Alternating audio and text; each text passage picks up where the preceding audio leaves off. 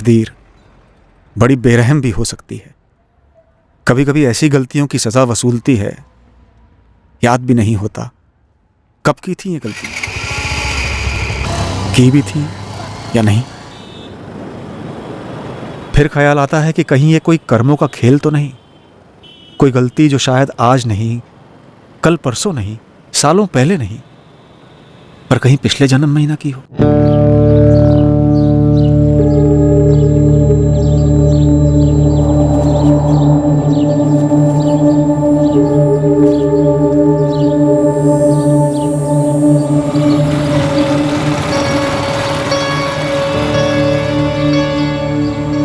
कई दिनों से ये आदमी मुझे यहीं खड़ा दिखता है। क्यों खड़ा है मुझे नहीं पता, पर इसकी नजर मुझ पर होती है।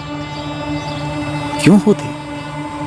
क्या ये मुझ पर नजर रख रहा है? क्या ये मेरे बारे में कुछ जानता है या मेरे बारे में जानने भेजा गया है?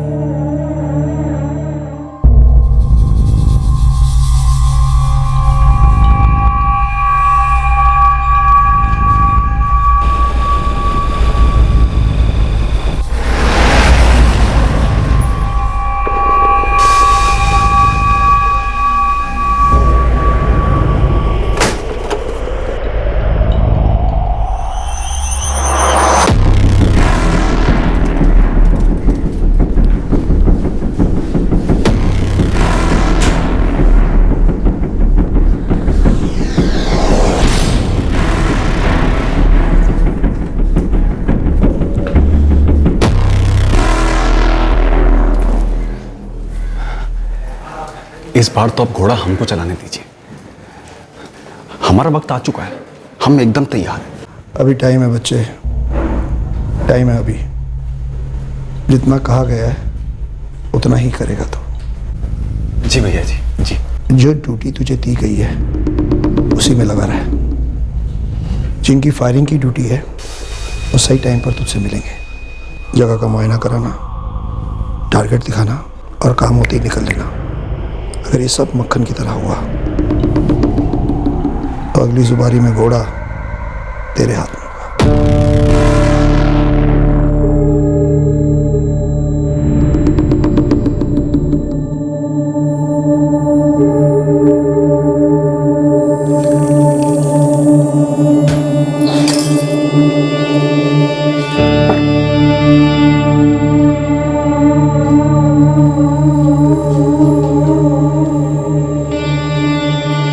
हिमांशु, चाय पीकर तो जाओ। तुम पी लो। एक काम करो, ठंडी चाय से नहा लो।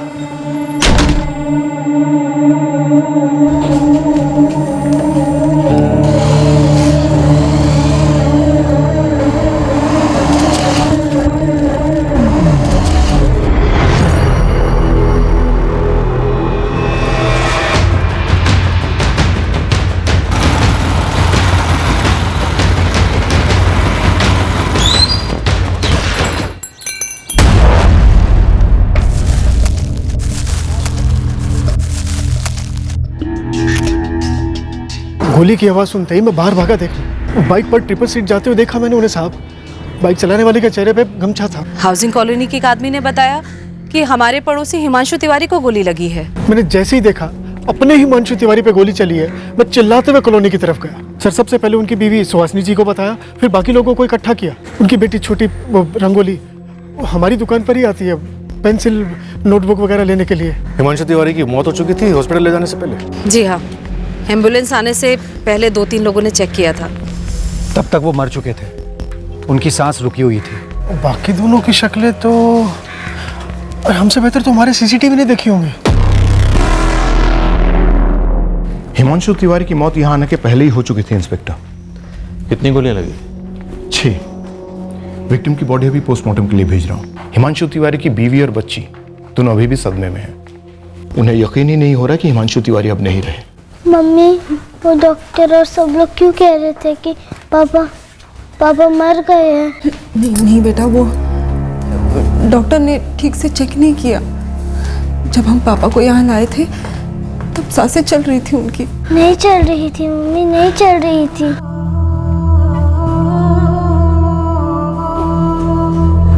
पुलिस। हिमांशु की सांसें चल रही है ना, मतलब कोशिश हो रही है ना उन्हें बचाने की। यहाँ लाने से पहले ही आपके पति हिमांशु तिवारी गुजर चुके थे।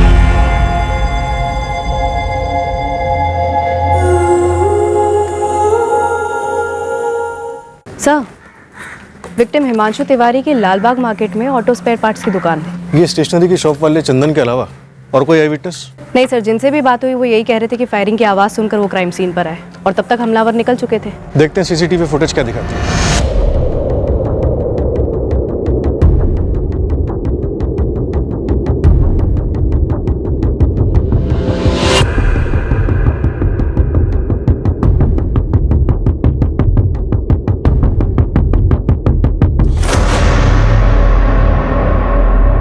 सर, दोनों शूटर में से एक शूटर वापस जाता है और 2 गोली दागता है, यानी डबल शूटिंग की गई, डबल श्योर होने के लिए कि टारगेट किसी भी तरह बचा नहीं रहे। लेकिन खुद को बचाने की कोई खास कोशिश नहीं की गई। सिर्फ बाइक सवार ने गमछा पहना हुआ है, बाकी के 2 लोग ऐसे ही हैं। जबकि शायद इन्हें मालूम होगा कि यहाँ सीसीटीवी लगा हो सकता है।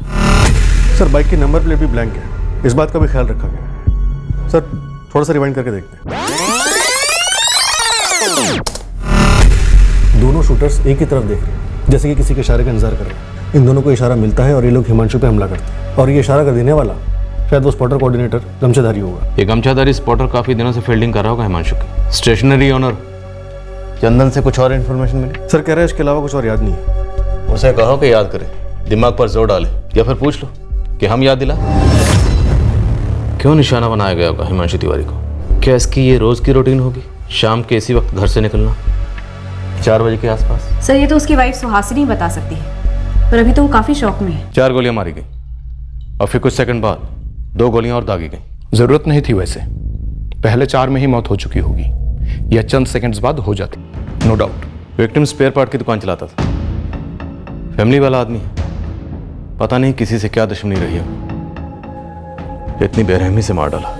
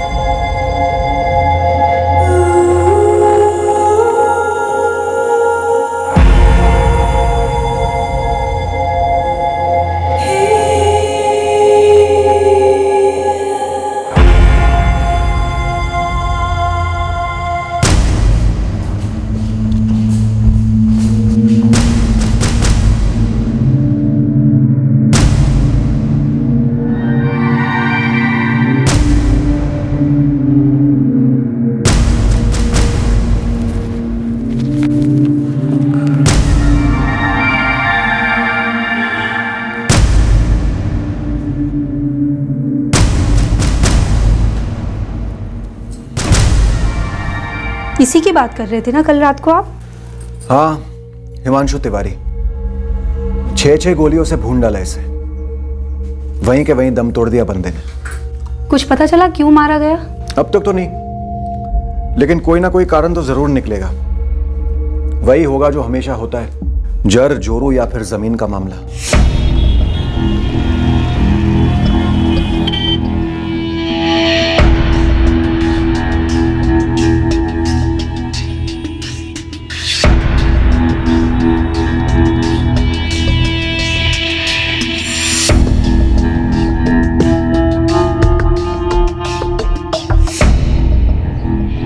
छठे हुए पेशेवर शूटर्स लगते हैं। कहीं बाहर के ही होंगे सब, वरना खुलेआम मर्डर करें और चेहरा भी ना ढकें। लेकिन ये गमछे वाला तो यहीं का लौंडा लग रहा है, तभी तो अपना थोबड़ा छुपा के रखा है। लेकिन बहुत जल्दी बेनकाब कर लेंगे हम लोग। अगर ये तीनों प्रतापगंज के बाहर के परिंदे हैं तो इनके उड़ने से पहले इनको पकड़ना होगा।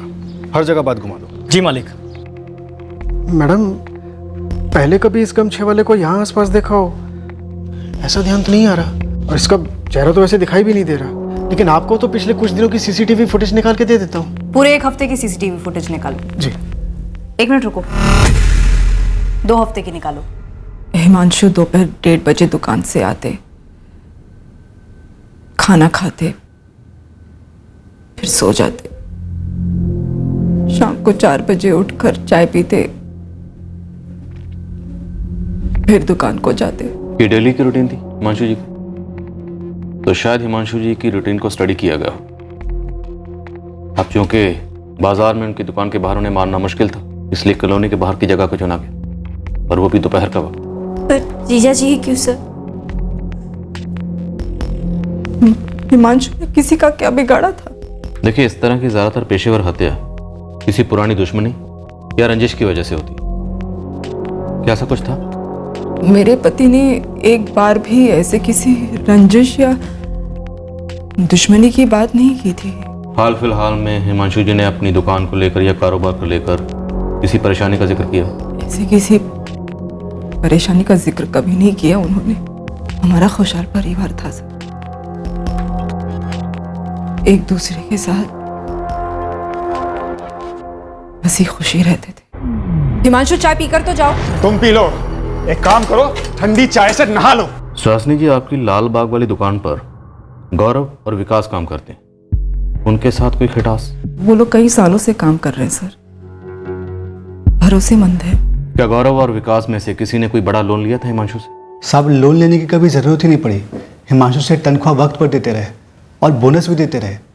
साहब, उन्होंने तो हमारा बीमा भी करवाया था। सालों से काम करते थे ना उनके साथ? हाँ साहब। तो कभी किसी के साथ कोई अनबन, कोई दुश्मनी? 15 सितंबर को जब तुम्हारे सेठ हिमांशु दुकान पर आए और फिर दुकान से घर पर गए, तब उनका मूड कैसा था? 15 सितंबर को तो वो दुकान पर आए ही नहीं थे। तो फिर वो घर कहाँ से लौटे थे? सर वो तो पता नहीं, हम सुबह दुकान खोलकर काम पे लग गए थे। तो तुम लोगों ने फोन करके पूछा नहीं? हमें लगा वो अपने दूसरे काम पे गए होंगे, उनका प्रॉपर्टी का बिजनेस भी था ना साहब। तो हिमांशु जी प्रॉपर्टी में भी डील करते थे? ब्रोकर थे? जी नहीं साहब, वो ब्रोकर नहीं थे, वो ज़मीनें खरीदते थे और जब उनके दाम बढ़ जाते थे तो बेच देते थे। सर, मैंने सुहासिनी से दोबारा वही सवाल पूछे जो आपने पूछे थे, लेकिन एक भी बार उसने प्रॉपर्टी डीलिंग के बिजनेस के बारे में जिक्र तक नहीं किया। ऑड है सर।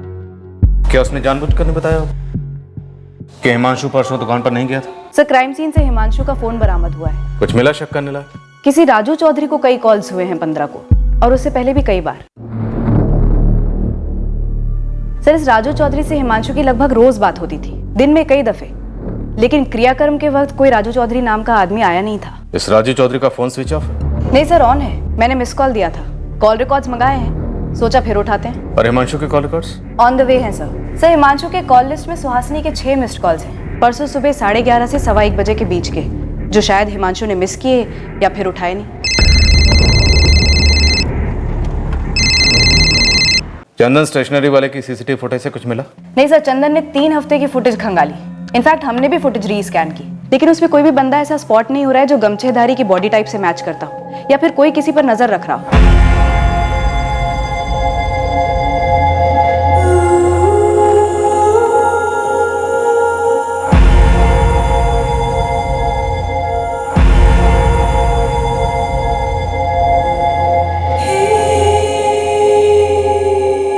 नियति का कैसा खेल है ये? हिमांशु के साथ ही ऐसा क्यों? ऋषि, बहू कुछ जानते हैं क्या? पता नहीं बाबूजी। सर, हम आपको कितनी बार बता चुके हैं कि हमको नहीं मालूम उस दिन हिमांशु सेठ कहाँ थे। और साहब, उस दिन भाभी जी ने भी हमें फ़ोन किया था। क्यों? यही पूछने के लिए कि उस दिन हिमांशु सेठ कहाँ थे। हिमांशु दुकान पर नहीं आए क्या आज? तो फिर कहाँ गए विकास? कल निकलते वक्त कुछ बोले नहीं भाभी जी, और आज सुबह से आए नहीं है वो। कल पक्का आए थे? याद करके बोलो। हाँ, कल तो आए थे, पर आज कुछ बोले नहीं। साहब, सुहासिनी भाभी बार बार वही बात पूछ रही थी, कल आए थे कि नहीं, परसों कहाँ थे, उसके पहले कहाँ कहाँ गए थे, यही सब। क्या उस दिन पहली बार सुहासिनी जी ने फोन करके हिमांशु जी के बारे में पूछा था, या उसके पहले भी ऐसा हुआ है? पहले कभी कभी फोन कर पूछ लेती थी। तो क्या सुहासिनी जी हिमांशु जी पर शक करती थी? घरेलू मामले को तो हमको पता नहीं, हमारा काम तो दुकान में होता है ना। तो दुकान के बारे में बताओ, क्या कभी हिमांशु जी से मिलने दुकान पे कोई औरत आई थी? नहीं। सुहासिनी जी आई थी दुकान पे हिमांशु जी को ढूंढने, या उनकी गर्लफ्रेंड को ढूंढने, या फिर दोनों को ढूंढने? सुहासिनी जी, जिनका मर्डर हुआ है वो आपके पति है ना, हिमांशु तिवारी जी, तो आपसे 2-4 सवाल तो पूछने पड़ेंगे। मुझे ऐसा क्यों लग रहा है जैसे कि आप मुझ पर ताना कस रही है? मैंने पति खोया है अपना, जिंदगी उजड़ी है मेरी, घर में लोगों का आना जाना चल रहा है, इस सब के बीच में मैं आपके वही सवालों के जवाब क्यों दूं? हमारे पास कुछ नए सवाल हैं जिनके हमें जवाब चाहिए। हम समझते हैं आपका दुख, कल बात करेंगे आपसे। आपको यहाँ आने में दिक्कत है तो हम वहाँ आ जाएंगे, जब आपको अनुकूल होगा तब आएंगे, लेकिन आएंगे जरूर सुहासिनी जी।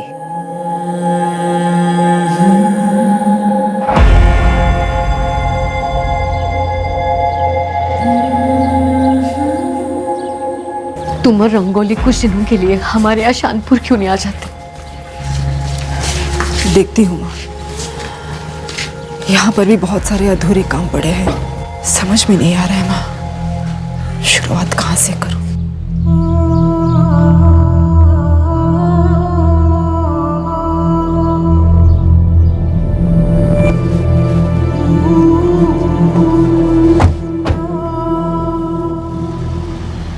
सुहासिनी से तो आप बात करेंगे ही, लेकिन आपका एक चक्कर शानपुर भी बनता है। शानपुर में हिमांशु तिवारी की पूरी फैमिली है, उसके माँ बाप मनोरमा और सुखीराम और उसका बड़ा भाई ऋषिकेश।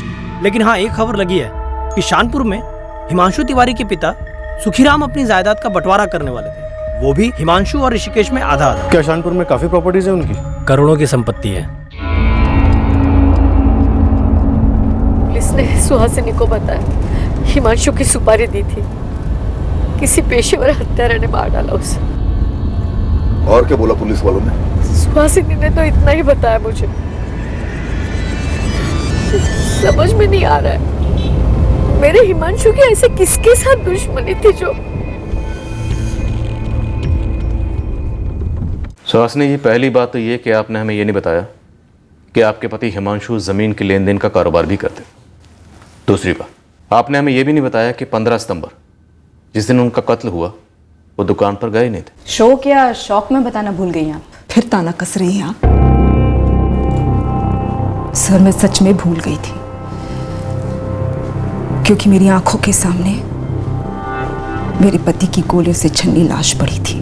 15 सितंबर जिस दिन आपके पति हिमांशु का कत्ल हुआ, आपने उन्हें एक नहीं, दो नहीं, 6 बार कॉल किया। शायद आपने ये जानने के लिए कॉल किया कि वो कहाँ, क्योंकि जब आपके पति हिमांशु ने फोन नहीं उठाया तब आपने दुकान पे भी फोन किया था। सर, वो मेरे पति हैं थे,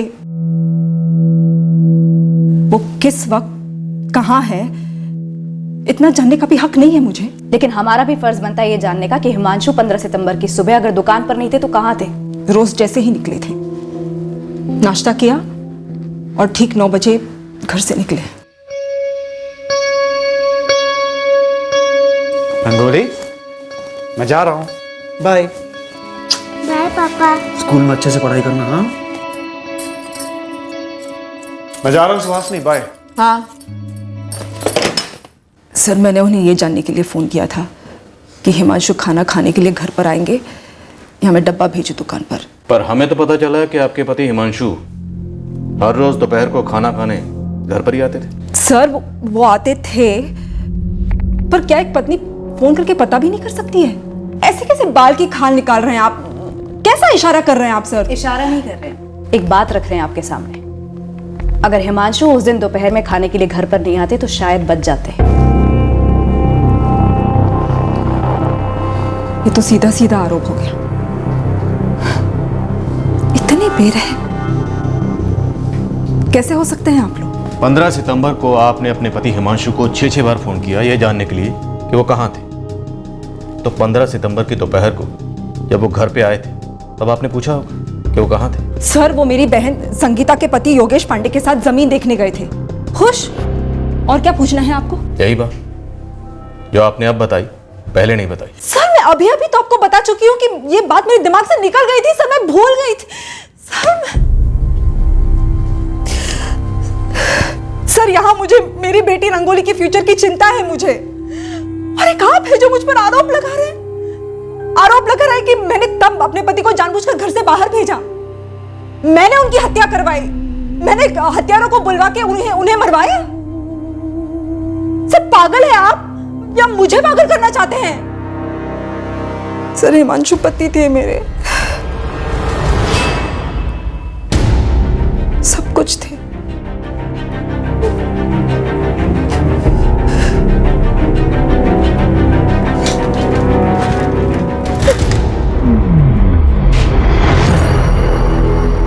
ये सुहासिनी जितना बता रही है उससे कहीं ज्यादा छुपा रही है।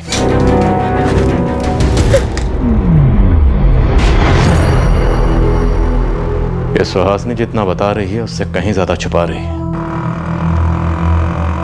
शायद उस दिन सुहासिनी ने यह सुनिश्चित किया था कि हिमांशु रोज की तरह दोपहर को घर आए खाने को, और रोज की तरह चाय पीकर दुकान के लिए निकले। कॉल रिकॉर्ड्स निकलवाए सुहासिनी के। सर एक रिक्वेजिशन डाल देती हूँ सुहासिनी के कॉल रिकॉर्ड्स के लिए। और सर गुप्ता सर शानपुर गए हैं। हिमांशु अपने साड़ू योगेश पांडे के साथ गया था जमीन देखने कत्ल की सुबह, उसे हाजिर करो। जी सर। और इस राजू चौधरी का क्या हुआ जिसका नंबर बार बार फीचर हो रहा है हिमांशु की कॉल लिस्ट? सर उसकी कॉल रिकॉर्ड डिटेल्स आनी अभी बाकी है। यहाँ इतना कुछ है। और सुहासिनी का कहना है कि हिमांशु की किसी से कोई रंजिश नहीं थी, कोई मसला नहीं था। रुचिका, इस सुहासिनी को फिर से खंगालो। किश्तों में इंफॉर्मेशन दे रही है, अपने शो को ढाल बनाकर ढाल के पीछे कुछ छुपा रही। पक्का।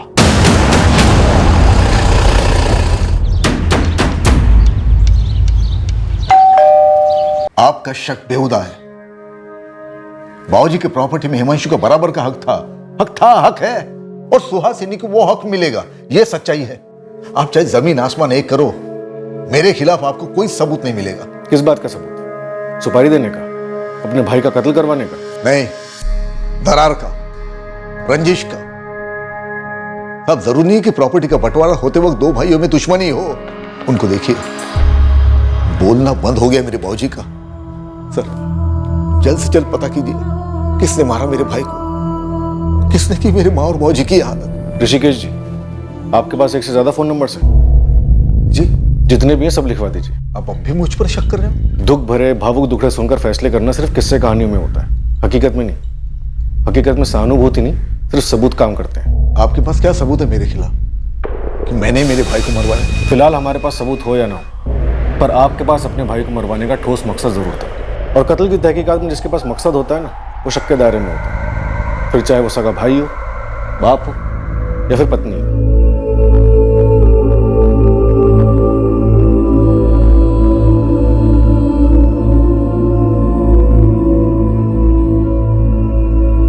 मम्मी, जब आप और पापा की लड़ाई होती थी मुझे बहुत रोना आता था। अब लोग रहे कि लड़ाई ही ठीक थी, कम से कम पापा तो यहाँ होते। मुझे पापा की बहुत याद आ रही।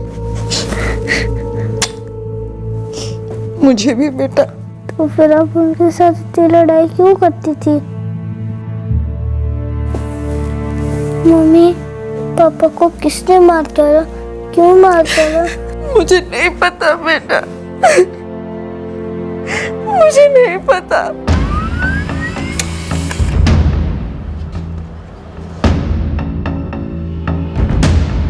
अनीता यादव? जो नंबर हिमांशु ने राजू चौधरी के नाम से सेव किया था वो दरअसल किसी अनीता यादव का है।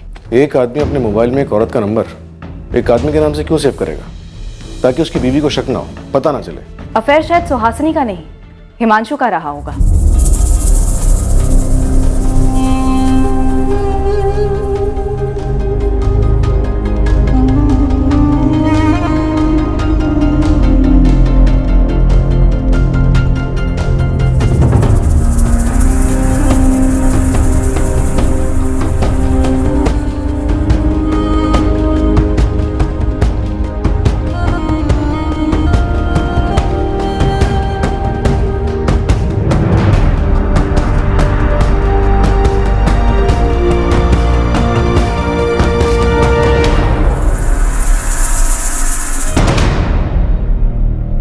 सर इतने कॉल्स होते रहे हिमांशु और अनीता यादव के बीच में, मतलब रिश्ता करीब ही रहा होगा।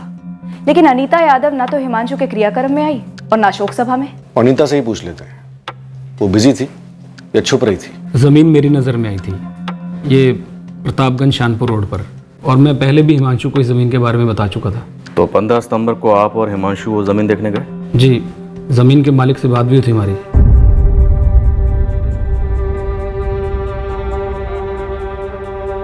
हमने ज़मीन के सारे कागज़ देखे, काफ़ी यहाँ वहाँ की बातें हुई। और सर अगर आप चाहें तो ज़मीन के मालिक अश्विन जी से पूछ सकते हैं। नंबर दूँ आपको? फोन रिकॉर्ड्स है हमारे पास।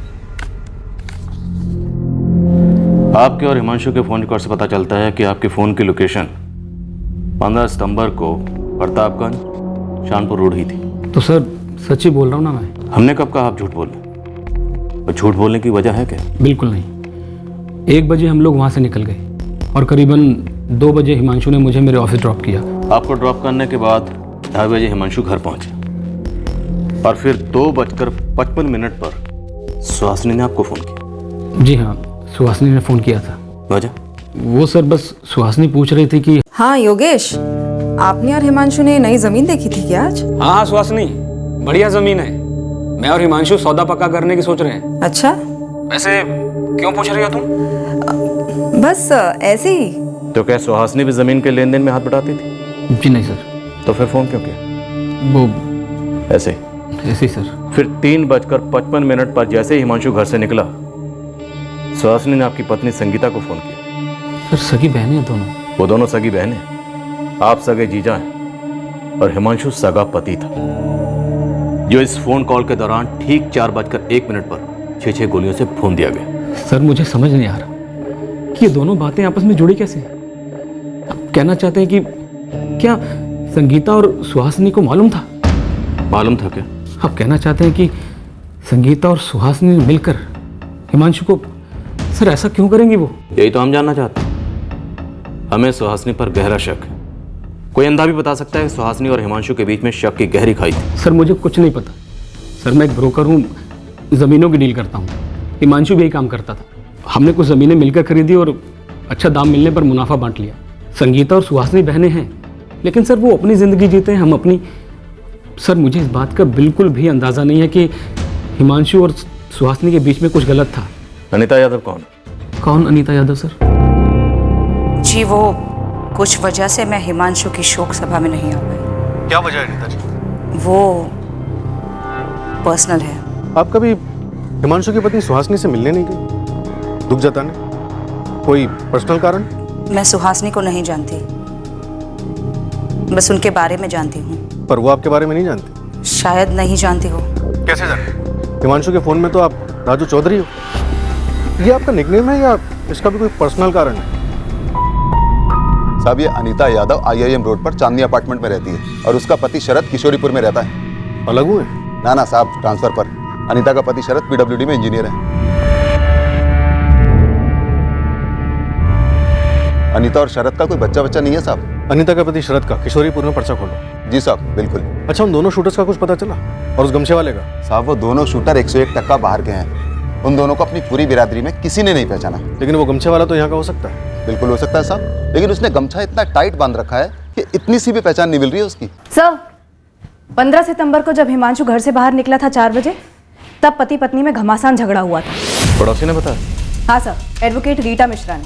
बगल वाला घर उसी का है। देखिए, झगड़े किस जोड़े के बीच में नहीं होते, पर चूंकि ये मर्डर का मामला है इसीलिए बता रही हूँ आपको। रोज होते थे झगड़े? कभी कोई मारपीट? कभी कोई मारपीट ना देखी ना सुनी। और सच कहूँ, मैं इन सब चीज़ों पर इतना ध्यान ही नहीं देती, टाइम ही नहीं है मेरे पास। पर उस दिन मेरे एक क्लाइंट घर आए हुए थे, प्रकाश सिंह, और इन लोगों के चिल्लाने की आवाज़ से हम डिस्टर्ब हो रहे थे। रीटा जी, मुझे लगता है ये पॉइंट हमारी तरफ से काम करेगा, इसे उठाना चाहिए। जरूर उठाएंगे प्रकाश जी। और ये मैं कहाँ जाऊँ? मुझे तो 24 घंटे पूरी जिंदगी रोज का है इनका ये झगड़ा। आप बताइए, आप क्या कह रहे थे? मैं कह रहा था वो ऐसा क्या करता हूँ मैं? क्या तकलीफ देता हूँ तुम्हें? बोलो ना। हम अंदर चलकर काम करते हैं। सारा दिन घर पे बैठ के प्लान बनाती रहती हो कैसे जान खाई जाए हिमांशु की। झगड़ा बढ़ गया तो मैं प्रकाश जी को लेकर अंदर वाले कमरे में चली गई। हम डिस्कस ही कर रहे थे, यही कोई 10-1 मिनट ही हुआ होगा, तभी पूरी कॉलोनी में चिल्लाने की आवाजें आने लगी। अरे हिमांशु जी को गोली मार दी किसी ने। ये वही हिमांशु है ना जिसकी आवाज हमने अभी सुनी थी? हाँ, हिमांशु तिवारी नेबर है मेरा। अरे उनकी आवाज अभी तो आ रही थी। हम कुछ समझ ही नहीं पाए, बस देखा कि सारे लोग कॉलोनी के बाहर भाग रहे थे। रीटा जी, क्या सुहासिनी अपने पति को मरवा सकती है? क्या बोलूं मैं, वैसे सालों से जानती हूं मैं उन दोनों को, दोनों ही डिसेंट हैं, पर लोगों के दिलों में, दिमाग में, घरों में क्या चल रहा है कोई कैसे बोल सकता है? आपको क्या लगता है? आप कह रही थी कि हिमांशु जी 15 सितंबर की सुबह अपनी दुकान पर नहीं गए थे। सोचिए, हिमांशु जी घर लौटे हों, उन्होंने खाना खाया हो, और शायद उसके बाद वो अपनी दुकान पर जाना ही ना चाहते हो। शायद ये झगड़ा पैदा किया गया हो जानबूझकर, हिमांशु जी को उकसाने के लिए, ताकि उन्हें गुस्सा आ जाए, उनका मूड ऑफ हो जाए, और वो रोज की तरह जब बाहर निकलते हैं उसी टाइम पर बाहर निकले और हत्यारे पहले से ही वहां घात लगाकर बैठे हुए हो। देखिए, मैं तो बस एक थ्योरी पेश कर रही हूं, जैसे हम कोर्ट में करते हैं। That's it.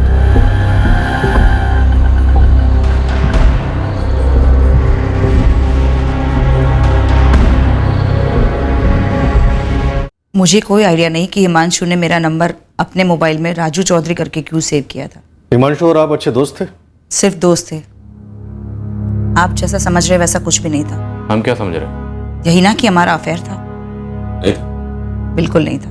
वेल, अगर था भी तो इस वक्त हिमांशु तो है नहीं जिससे पूछे। आप ही से पूछ सकते। शादीशुदा होकर भी अकेले थे हम दोनों, इसलिए एक दूसरे का दुख दर्द समझते थे। क्या दुख था आपका और क्या दर्द था हिमांशु का? आप दोनों के इस दुख दर्द से किसी को तो बड़ा दर्द हुआ हो, आपके पति को या फिर हिमांशु की पत्नी को। आप सोच रहे हैं वैसा कुछ भी नहीं था सर। हम समझते थे एक दूसरे को, बातें करते थे। सिर्फ बात करते थे, अफेयर नहीं था? मतलब वो क्या कहते हैं कि प्यार को प्यार ही रहने दो, रिश्तों का नाम ना दो, ऐसा कुछ? गहरी दोस्ती थी। और हाँ, फोन पर लगभग रोज बातें होती थी, चैट पर भी। तो अनीता जी, अगर आप दोनों में सिर्फ अच्छी दोस्ती थी तो उसे दुनिया से छुपाने की जरूरत क्या थी? हमारे बीच ये क्लियर था कि सिर्फ दोस्ती है। दुनिया तो 2 और 2 5 ही जोड़ती है ना। हम बेकार का सरदर्द नहीं चाहते थे, अपने अपने घरों में तनाव नहीं चाहते थे बस। हिमांशु अपनी पत्नी सुहासिनी से नाखुश क्यों था अनीता जी? इतना भी बुरा नहीं हो सकता हिमांशु। अगर रंगोली नहीं होती ना तो हमारी शादी कभी टिकती नहीं अनीता।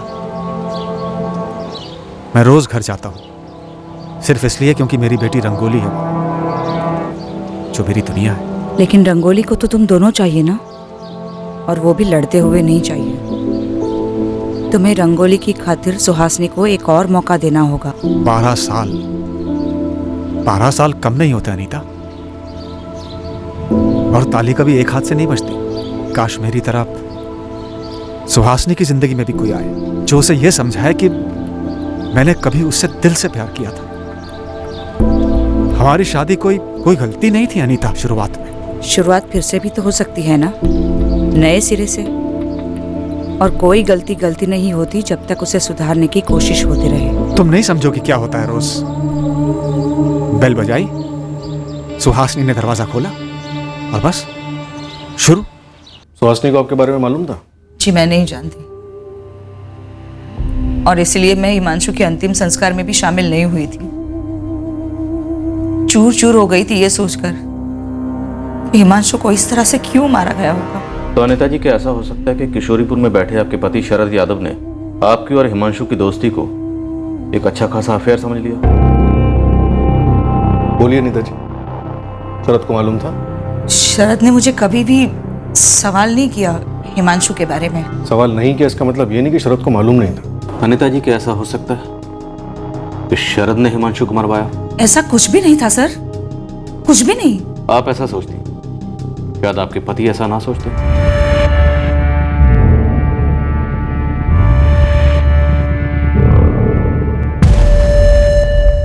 ये हाफिज मलिक और ये यूनुस शेख। कौन से ग्रोह के?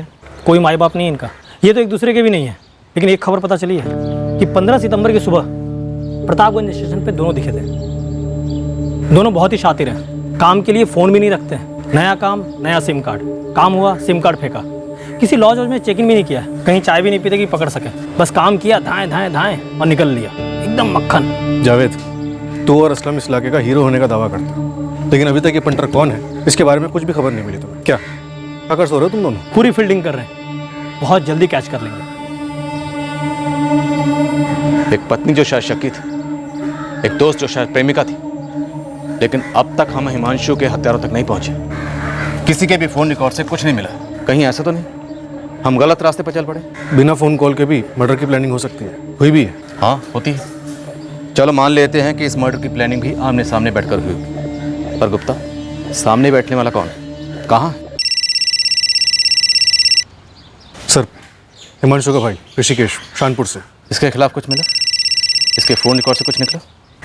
बात करो। हाँ ऋषिकेश, बोलो।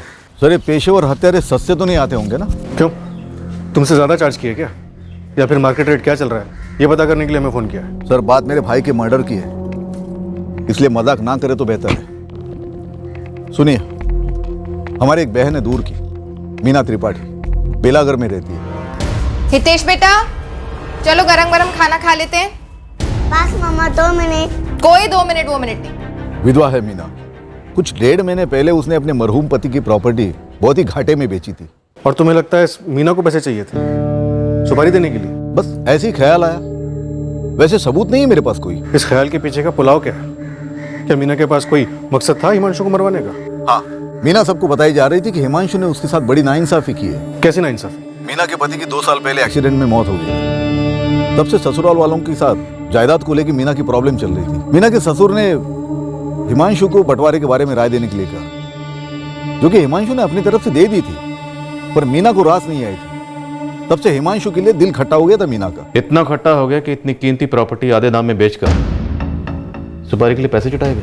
ये मीना त्रिपाठी वाला एंगल गूगली है फुल टॉस, जिसे ऋषिकेश ने हमारा फोकस भटकाने के लिए हमारी तरफ फेंका। फिर भी चेक करते हैं, इतना भी इम्पॉसिबल नहीं है। बदले की आग लॉजिक कब से देखने लगी? सर, ये सुहासिनी भी बड़ी अजीब मिट्टी की बनी हुई है, इसे काफी चिकनी चुपड़ी मिट्टी है। शादीशुदा लगती नहीं है आप। जब शादी होगी तब समझोगी। हर पति पत्नी के बीच में नोकझोंक होती है, और एक आप हो, उसे एक भयंकर साजिश का रंग दे रही हो। कातिल पकड़ने की ताकत नहीं है आप में, तो पीड़ित को ही कातिल बताएंगे? सुहासिनी जी, सबसे पहली बात तो ये कि आप शादी पर लेक्चर मत दीजिए, और दूसरी बात ये कि कौन कातिल है कौन पीड़ित ये हम पता लगा लेंगे। हाल फिलहाल हम ये पता लगा चुके हैं कि आपके पति हिमांशु ने गोली खाने के पहले आपकी डांट खाई थी। और फिर मैंने हत्यारों को फोन किया तुरंत, और फिर चंद मिनटों में वो हमारी कॉलोनी के बाहर भी आ गए। मतलब सीधे आसमान से टपक गए क्या? तुरंत आप हमारे थाने में तशरीफ ले आइए सुहासिनी जी। लगता है आपके घर में कोई करीबी बेवक्त गुजरा नहीं है। वैसे 13 दिनों तक हम घर के बाहर कदम भी नहीं रखते। 13 दिन की पाबंदी आपके ऊपर होगी, आप उसका पालन कीजिए। हमारे ऊपर कोई पाबंदी नहीं है, इसलिए हम आपके घर आ रहे हैं।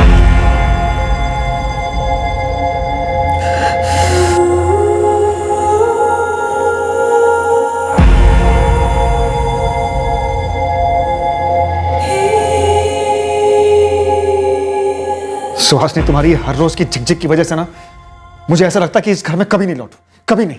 तुम्हारे पास कहीं और जाने का ठिकाना जो है, लेकिन एक बात याद रखिए हिमांशु, मैं पत्नी हूं तुम्हारी, और तुम्हारी एक 11 साल की बच्ची भी है घर में, इसलिए घर आना या ना आना ये कोई चॉइस नहीं है तुम्हारे पास।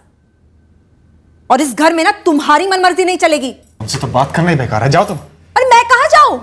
मेरे पास तो ऐसा कोई है ही नहीं जाने के लिए, वो तो तुम्हारे पास है। मुझे तो 24 घंटे पूरी जिंदगी तुम्हें झेलना होगा। अरे क्या झेलती हो तुम? ऐसा क्या करता हूं मैं? क्या तकलीफ देता हूं तुम्हें? बोलो ना, एक बार खुल के बोलो। सारा दिन घर पे बैठ के प्लान बनाती रहती हो, कैसे जान खाई जाए हिमांशु की, कैसे जान से मार दिया जाए अपने पति को। तुम फिक्र ना करो, एक दिन ना, और बहुत जल्दी आएगा वो दिन जब मैं इस घर में वापस लौटूंगा ही नहीं। फिर पूरे सुकून के साथ रहना तुम, ठंडक मिलेगी तुम्हारी आंख को। अरे अब सारा गुस्सा चाय पे निकलेगा? शुक्र करो चाय पे निकाल रहा हूं। चाय पी के जाओ हिमांशु। खुद पी लो, एक काम करो, ठंडी चाय से नहा लो। सर, लगता है ये सुहासिनी बहुत बड़ा गेम खेल रही है, सोच रही है आंसुओं से हमारी आंखों में धूल झोंकेगी। सर, सुहासिनी की बहन संगीता को भी उठाते हैं।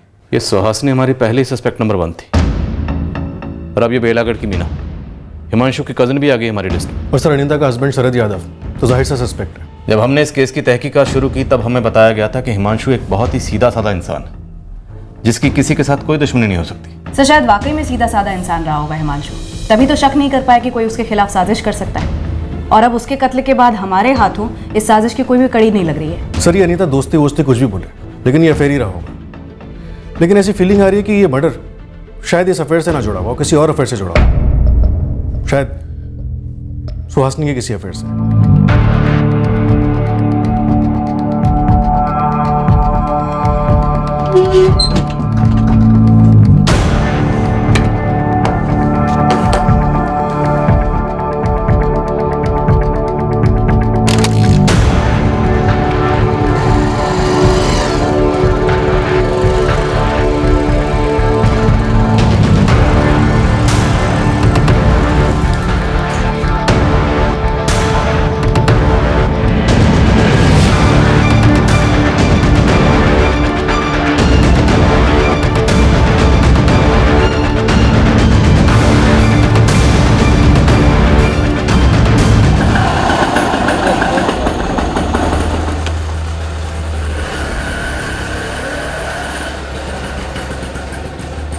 तो सुहासिनी के कॉल रिकॉर्ड्स डबल स्कैन किए, अफेयर का इशारा तो नहीं हो रहा है। हो सकता है अफेयर वाला फोन अलग हो।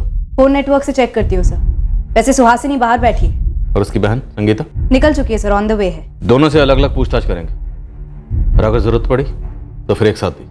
अब पुलिस वालों की शादियां नहीं होती। आप लोग सच में घरेलू पति पत्नी की नोकझोंक समझते नहीं है। पर घरेलू नोकझोंक के बाद किसी पति को गोली मार दी जाए, ये हमने नहीं देखा। हमारी नोकझोंक के बाद कोई चांद पर रॉकेट भेजता या कहीं भूकंप आ जाता तो भी आप मुझे ऐसे ही थाने बुलाकर बेकार में बिठाकर हमारी नोकझोंक से कनेक्शन जोड़ते, है ना सर? भूकंप तो आपके परिवार में आया था। हमारी नोकझोंक भी उसी परिवार को लेकर होती थी सर। हिमांशु को काम के परे कुछ नजर ही नहीं आता था। ठीक है, मेरे लिए ना सही, कम से कम हमारी बेटी रंगोली के लिए तो समय निकालते, पर नहीं। तो आप ये कहना चाहती हैं कि आपकी और आपके पति हिमांशु के बीच में इतने अरसे से, सालों से झगड़ा और नोकझोंक सिर्फ इसलिए होती थी क्योंकि वो रंगोली को वक्त नहीं देते थे? और क्या कारण था सर, आप बताइए ना। कारण था अनीता यादव। कौन अनीता यादव? ये मत पूछिए कौन अनीता यादव, क्योंकि अनीता यादव कौन है ये आपकी बहन संगीता भी जानती। 3:55 पर आपके पति हिमांशु घर से निकले, 4:01 पर उनका कत्ल हो। इन्हीं 6 मिनटों में आपने अपनी बहन संगीता को फोन भी कर लिया। उसके पहले 2:55 पर आपने अपने जीजा योगेश पांडे को फोन किया। 6 बार अपने पति हिमांशु को फोन किया, दुकान पर फोन किया। इन सारे कॉल्स का एक ही मकसद था, अपने पति हिमांशु का झूठ पकड़ना और अनीता यादव का सच जानना। आपकी और आपके पति दोनों के बीच की नोकझोंक और झगड़े की वजह अनीता यादव थी ना। हिमांशु चाय पीकर तो जाओ। तुम पी लो, एक काम करो, ठंडी चाय से नहा लो।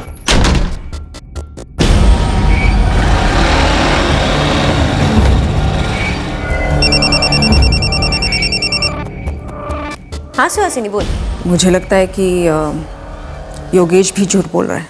तो तुझे लगता है कि योगेश भी जीजाजी का साइड ले रहा है? इधर हिमांशु आग बबूला होकर घर से बाहर निकला और उधर सुहासिनी ने तुम्हें फोन किया।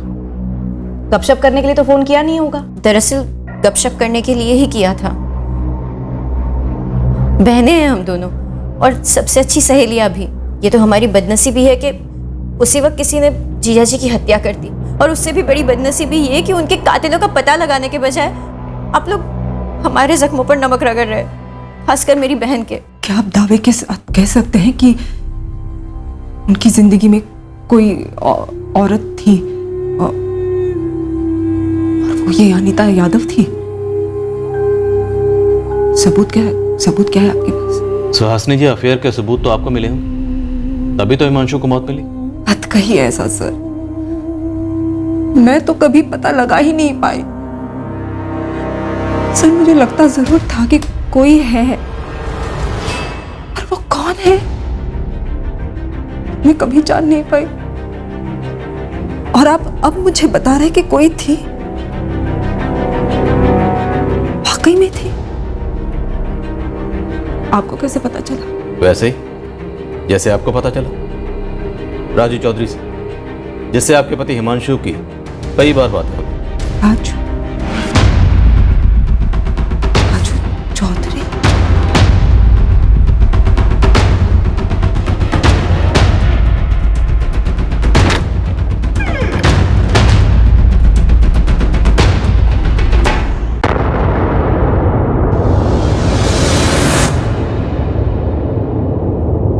रहने दो सुहासिनी, फोन तो छुपा लोगी, लेकिन तुम्हारी आंखों में जो ये बेबुनियाद शक है, इसे कैसे छुपाओ? जैसे तुम छुपाते हो अपनी आंखों में किसी और का चेहरा, अपने दिल में किसी और की धड़कन। हमारे बीच में जो ये शक की दीवार बांध ली है ना तुमने सुहासिनी, ये मुझे सोचने पर मजबूर करती है कि एक दिन चुपचाप इस दीवार को फांद कर कहीं दूर चला जाए, किसी और के साथ एक नया घर बसाओ।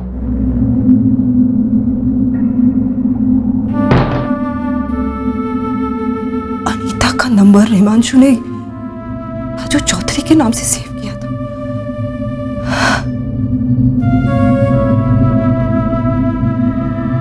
मैंने ही ऐसा क्यों नहीं सोचा?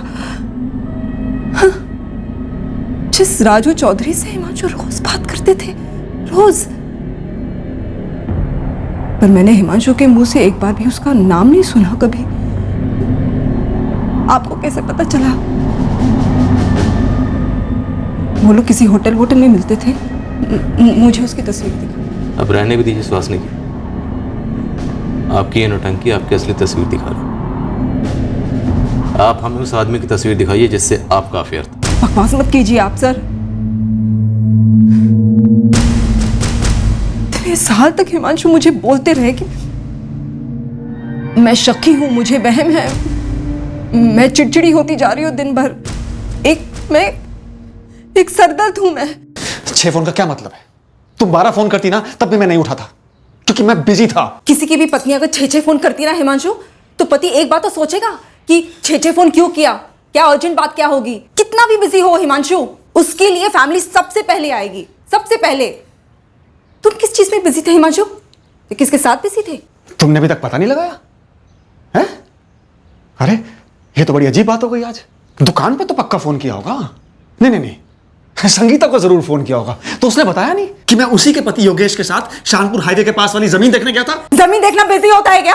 हाँ हिमांशु, तुम अपने दिल पर हाथ रखकर बताओ मेरा फोन क्यों नहीं उठाया तुमने? सर दर्द। पहले जब तुम मुझ पर 24 घंटे शक करती थी ना, तो मेरे सर में दर्द होता था, लेकिन अब लगता है तुम खुद कितना बड़ा सरदर्द हो। जो भी करती हो, जो भी कहती हो, वो बस शक की कड़वी चाशनी में डूबा हुआ होता है। कितना मीठा बोल रहे हो हिमांशु, कितना मीठा बोल रहे हो। कहां से सीखा तुमने ऐसा बोलना? हाँ, क्या नाम क्या है उस मैडम का जिसने सिखाया तुम्हें? नाम बताकर तुम्हारी नींद क्यों हराम करूं? तुम सिर्फ इतना समझ लो कि उसका नाम सुहासिनी नहीं है। और हाँ, मैं उसी के साथ था। हम दोनों मिलकर प्लान कर रहे थे कि कैसे एक हुआ जाए। मैं तो एक अरसे से प्लान कर रहा हूं, बस उसको अंजाम देने के लिए सही मौका ढूंढ रहा हूं। हाँ सच है, ढूंढ ही रहे होंगे तुम। किसी को अगर जीते जी नर्क में जाना हो ना, तो मैं उसे अपनी जिंदगी दे दूं। मैं हिमांशु से लड़ी थी क्योंकि मुझे लगभग यकीन था कि हिमांशु योगेश के साथ नहीं था। सुहासिनी के दिमाग में एक शक घर कर गया था कि जीजा जी का किसी से कोई अफेयर चल रहा है। और उस दिन दोपहर का फोन किस बारे में था? पता करने कि कहीं मेरे पति योगेश झूठ तो नहीं बोल रहे। सुहासिनी, अब ये थोड़ी ज्यादा ही जाती नहीं हो रही है? संगीता, जाती मेरी जिंदगी के साथ हो रही है।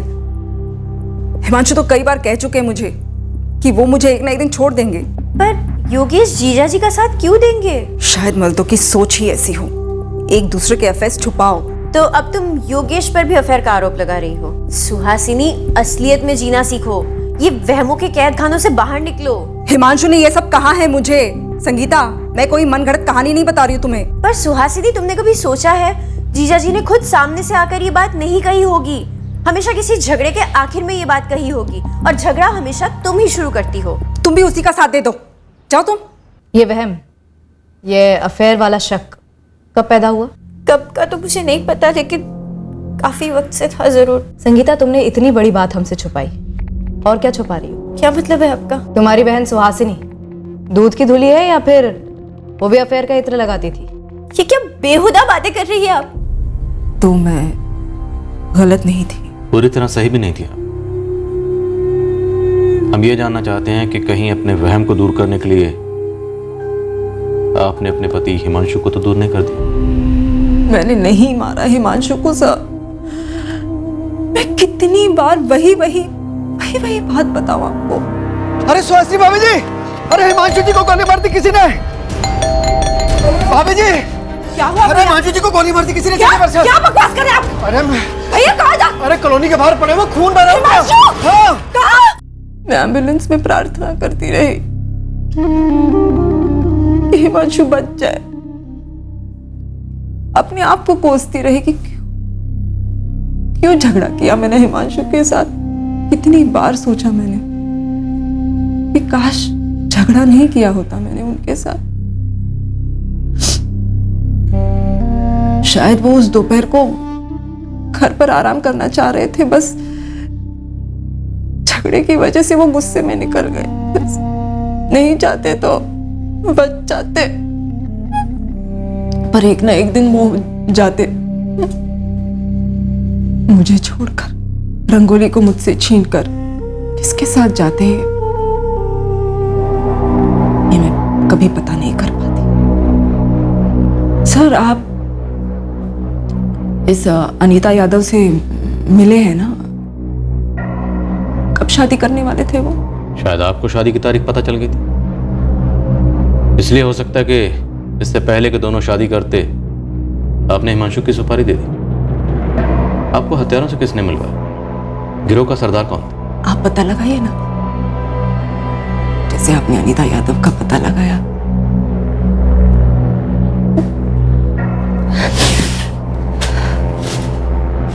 सर, मैं जाऊं? मैं बहुत थक गई हूँ, मुझे घर जाना है।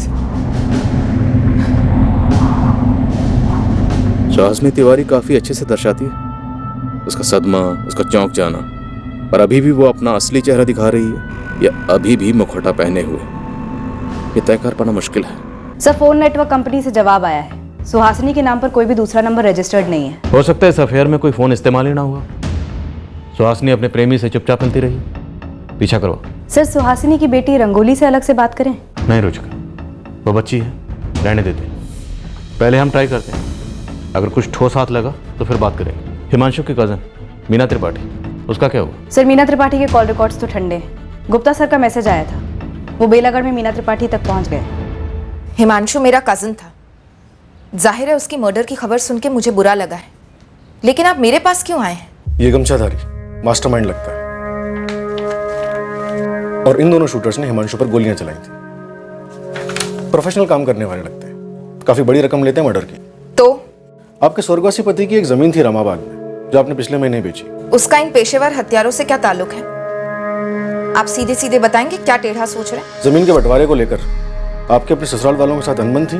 काफी जानकारी निकाल कर आए हैं आप। बिल्कुल, जमीन के बंटवारे में अपनी राय देने के लिए आपके ससुर ने हिमांशु को बुलाया था, और हिमांशु ने जो राय दी वो आपको नाइंसाफी लगी, और जमीन बेचने के ठीक 1 महीने के बाद इन महंगे शूटर्स ने हिमांशु को शूट कर दिया। अब बोलिए। हिमांशु के साथ मेरी कोई निजी दुश्मनी नहीं थी। हाँ, वो बंटवारे का फैसला खटका था मुझे। मेरे सर पे मेरी बेटी की जिम्मेदारी, इसलिए अपने ससुराल वालों के सामने कुछ मांगे रखी थी मैंने।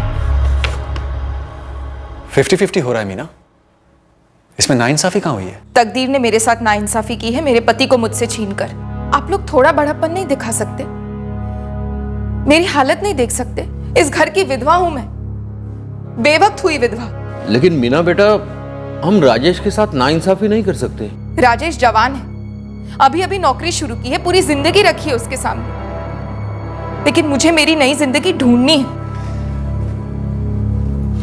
लेकिन मीना, तुम्हारे पति रुपेश ने जिंदगी भर जो भी कमाया, जो भी इन्वेस्टमेंट्स किए, वो सब तो तुम्हारे और तुम्हारे बेटे के नाम पर ही है ना। उसमें से तो कोई भी हिस्सा ये परिवार तुमसे नहीं मांग रहा, क्योंकि वो गलत भी होगा।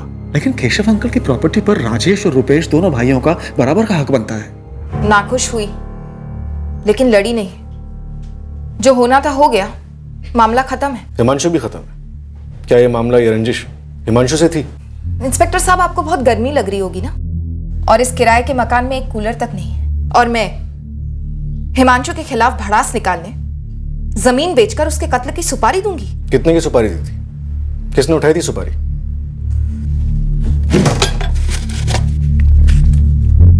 जमीन के पैसे सारे एफडीज में हैं, शॉर्ट टर्म। जैसे कोई ढंग का सस्ता फ्लैट मिल जाता है बेलागढ़ में, उन एफडीज को तुड़वाकर खरीद लूंगी। हिमांशु अगर दखल नहीं देता तो शायद आपको एक बड़ा हिस्सा मिल सकता था। किराए के मकान की जगह एक बड़ा आलीशान घर हो सकता था। कूलर तो छोड़िए, घर के अंदर एक एसी हो सकता था। मेरे पति रुपेश को छीनकर अगर तकदीर दखल नहीं देती तो हिमांशु की या किसी की भी दखल की गुंजाइश ही नहीं होती, और मुझे कितने भी लाख क्यों ना मिल जाते, रुपेश तो वापस नहीं आता ना। वैसे बदले के सुकून का कोई मोल नहीं होता। मेरा 10 साल का बेटा है, मेरी जान है वो।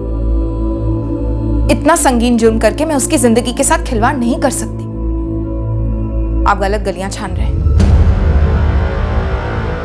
जो गलियां हम छान रहे थे, अगर वो गलत थी तो वो कौन सी सही गली थी जहां हमें इस कत्ल की जड़ मिलती, और उस गली तक हम पहुंचते कैसे? ये सबसे बड़ा सवाल तलवार बनकर लटक रहा था हमारे सर पर। अनीता यादव के पति शरद यादव के खिलाफ भी हमें कोई संदेहजनक सुराग नहीं मिल रहा था।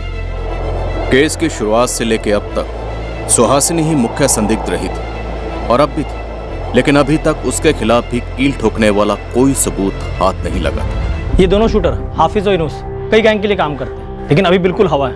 किसी भी गैंग के पास कोई खबर नहीं इनकी। और ये गमछाधारी ये सामने से निकल भी जाएगा और हम लोग यूं ही खड़े बात करते रह जाएंगे। कमाल है तुम लोगों का खबरी नेटवर्क। शूटर्स को तो छोड़ो, सुहासिनी पर क्या इन्फॉर्मेशन लेकर आए हो तुम लोग? जीरो। साहब एक उंगली डालूं क्या? अभी तक तो सारे 9 बॉल डाले हैं तुम लोगों ने। बोल। अरिहंत कॉलोनी के बाहर सुहासिनी के घर पर नजर रखे हम लोग। वो खुद तो कहीं आती जाती है नहीं, तो हमें लगा कि हो सकता है कि कोई इससे मिलने के लिए आता हो। तो कोई आता है? देखा तुम लोगों ने? सुहासिनी के नहीं साहब, सुहासिनी के घर के बगल वाले घर में एडवोकेट रीता मिश्रा के यहाँ प्रकाश सिंह लगभग डेली आता है। प्रकाश सिंह? जी मैडम। सर ये वही प्रकाश सिंह है जो रीटा मिश्रा के मौजूद था जब हिमांशु और सुहासिनी के बीच में झगड़ा हो रहा था। और सर शूट आउट के बाद भी क्राइम सीन पर ये दौड़ा दौड़ा आया था एडवोकेट रीटा मिश्रा के साथ। साहब प्रकाश सिंह का एक जमीन का मैटर है, एडवोकेट रीता मिश्रा के यहाँ वो इसी सिलसिले में आता है। और हिमांशु भी तो जमीन की डीलिंग करता था। वो तो अपने सुहासिनी के किसी प्यार का पता लगाने के लिए बोला था, तो मैंने सोचा कि रोज आते आते हो सकता है प्रकाश और सुहासिनी का कहीं कोई टाका पीट हो गया हो, या फिर ये भी हो सकता है कि प्रकाश का कोई पुराना लफड़ा हो हिमांशु के साथ जमीन को लेकर के। और होने को तो ये भी इत्तेफाक लगता है कि ठीक कत्ल की दोपहर प्रकाश सिंह वहीं था रीता के घर पे। सर ये रीटा मिश्रा ने मुझे बताया था कि कत्ल के ठीक पहले हिमांशु और सुहासिनी के बीच में जोरदार झगड़ा हुआ था। और फिर उसने एक थ्योरी भी पेश की थी कि शायद सुहासिनी ने यह झगड़ा जानबूझकर किया ताकि हिमांशु घर से बाहर जाए और मारा जाए। ये झगड़ा जानबूझकर किया गया हो हिमांशु जी को उकसाने के लिए, ताकि उन्हें गुस्सा आ जाए, उनका मूड ऑफ हो जाए और वो रोज की तरह जब बाहर निकलते हैं उसी टाइम पर बाहर निकले। सब बात तो बिल्कुल फिट बैठती है। ये रीटा मिश्रा मुझे उस दिन ऐसे जानकारी दे रही थी जैसे कोई कोर्ट में क्रॉस एग्जामिनेशन करके दलीलें पेश करता। पर हमें गुमराह करके रीटा मिश्रा को क्या मिलेगा? सर ये प्रकाश सिंह रोज एडवोकेट रीटा मिश्रा से मिलता है, वो भी उसके घर पर दोपहर में। सर ये हो सकता है कि प्रकाश सिंह और एडवोकेट रीटा मिश्रा इन दोनों ने मिलकर कोई साजिश रची हो।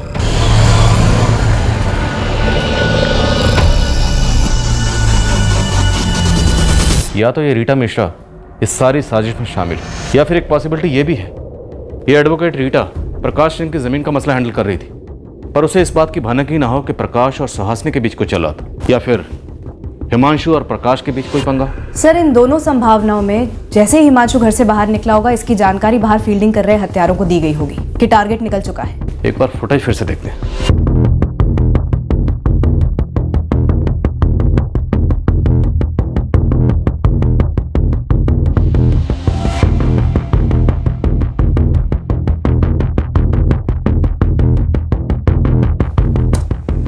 ये यूनुस और हाफिज, इन दोनों की बॉडी लैंग्वेज देखो, साफ दिख रहा है कि दोनों कंफ्यूज हैं। इन्हें पता ही नहीं है कि गोली कहाँ चलानी है, किस पर चलानी है। जब तक इनका ये मास्टरमाइंड गमछाधारी ने इशारा नहीं करता, उसके बाद ये गोली चलाते। अब इस गमछाधारी को किसी ने मैसेज किया या फ़ोन किया, ये हम नहीं देख पा रहे, क्योंकि वह वक्त फ्रेम में नहीं है। सर इस प्रकाश सिंह और उसके एडवोकेट रीटा मिश्रा दोनों की फाइल्स बनाते हैं, दोनों के फ़ोन रिकॉर्ड स्कैन करते हैं, एक एक डिटेल्स निकलवाते हैं। अगर कुछ भी हुआ तो ज़रूर सामने आएगा।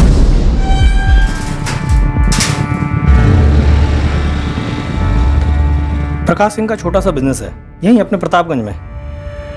प्रकाश सिंह के मरहूम बाप दीनानाथ सिंह ने धंधा जमाया था, पर उसके टाइम से एक ज़मीन है, अच्छी प्रॉपर्टी है, जो कोर्ट के मामले में फंसी पड़ी है। एक ट्रस्ट थी गरीब औरतों को खैरात देने वाली, जिसकी कमेटी में ये प्रकाश का बाप दीनानाथ मेंबर था। जैसे जैसे साल गुजरे, दीनानाथ करता धरता बन गया उस ट्रस्ट का, और वो प्रॉपर्टी उसने अपने नाम कर ली। ट्रस्ट का काम बंद पड़ा है सालों से, दीनानाथ भी चल बसा।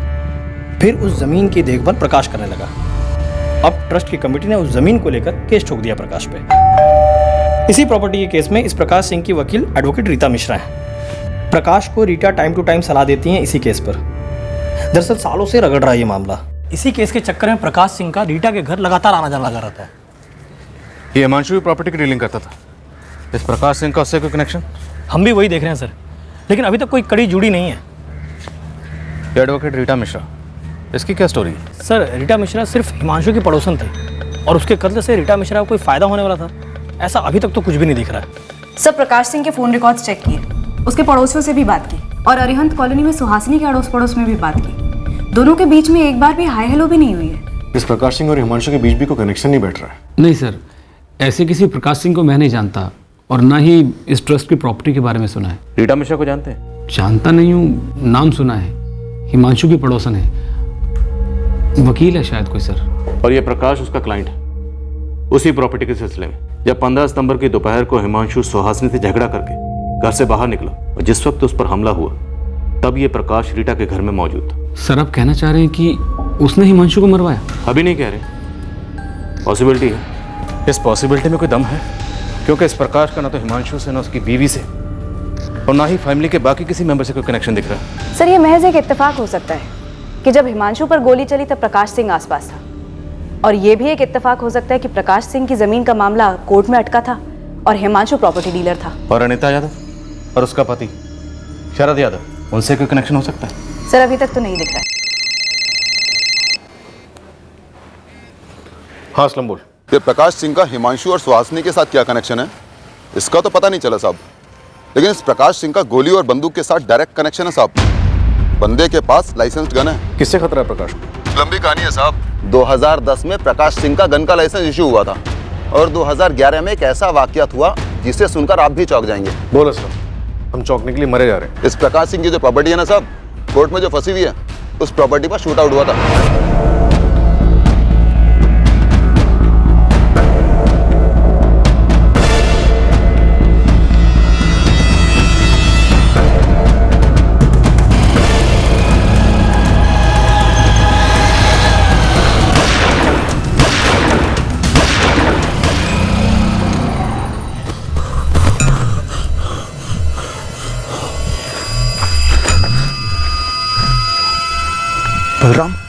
बलराम चौहान मारा गया।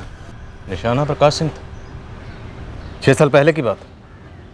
इस हमले का हिमांशु या उसके मौसा से कोई कनेक्शन था? वो तो पता नहीं साहब, लेकिन ये खबर हमें एक पुराने हिस्ट्री शीटर ने दी है। शूट आउट की लोकेशन प्रतापगंज है, तो किसी न किसी थाने में केस जरूर दर्ज हुआ होगा। गुप्ता, 2011 का केस है शूट आउट। निकलाओ केस फाइल। मैं क्राइम सीन के आसपास के सभी थानों से शुरुआत करता हूँ। असलम, पूरा जोर लगा दो, अपनी सारी फौज लगा दो इस काम के पीछे।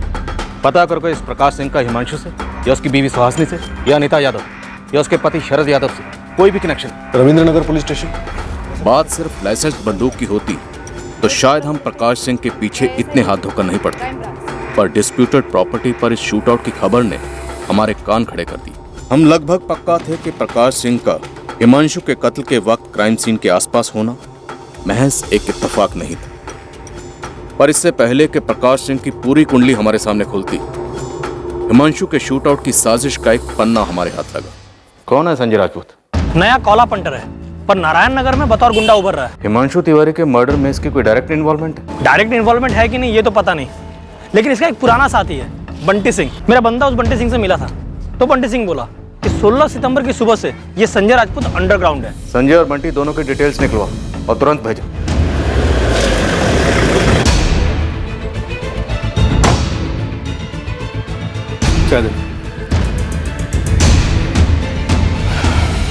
बंटी सिंह जी, चल चाय खत्म कर और चुपचाप जाके पीछे वाली गाड़ी में बैठ जा। अरे साहब मैंने किया क्या है साहब? संजय राजपूत कहाँ है बंटी? संजय मुझे नहीं पता साहब।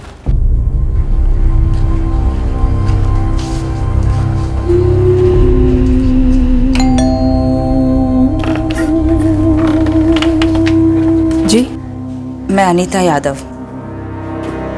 मतलब राजू चौधरी? मुझे आपसे कुछ बात करनी है।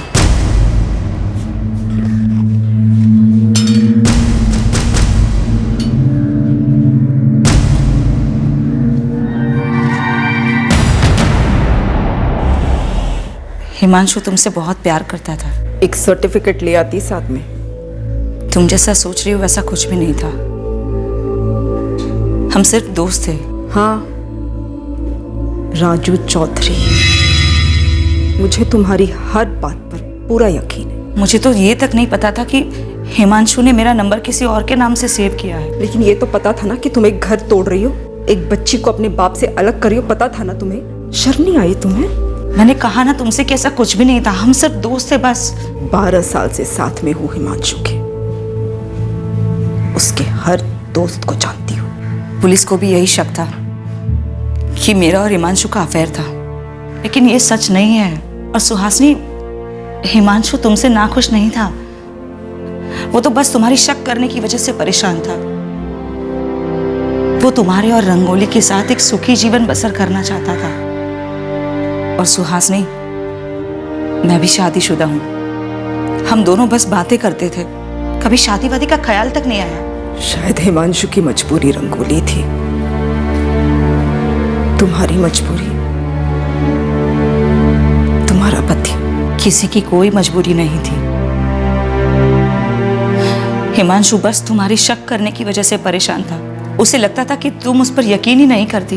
वो हमेशा चाहता था कि वो वक्त कभी वापस आ जाए जो तुम दोनों ने साथ में बिताया था शादी के शुरुआत के सालों में। मैं भी एक औरत हूं,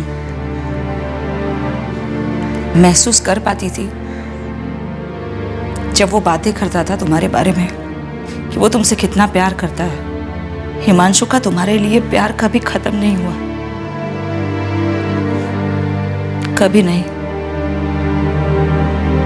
लेकिन शक और प्यार धूप और छांव जैसे होते हैं, एक साथ कभी नहीं रह सकते। चलती हूँ।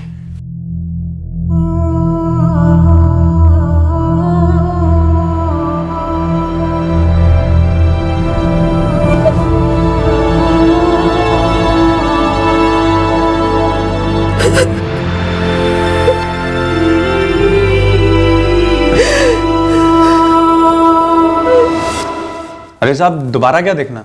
ये संजय ही है, बचपन से देखा है इसे। अब कहाँ दिखेगा? अभी का नहीं पता साहब, पर अपने नारायण नगर में तो नहीं है। कुछ दिन पहले अचानक से हवा हो गया। 16 सितंबर से? हाँ साहब, उसी दिन से। ये यूनुस शेख और ये हाफिज मलिक, दोनों पेशेवर हत्यारे और तुम्हारे बचपन के दोस्त संजय राजपूत ने इन दोनों से एक हत्याकांड करवाया। एक मासूम आदमी की जान ली गई, हिमांशु तिवारी की। और ये है हिमांशु तिवारी। हाँ साहब, ये अखबार में आया तो था, टीवी पर भी देखा था मैंने।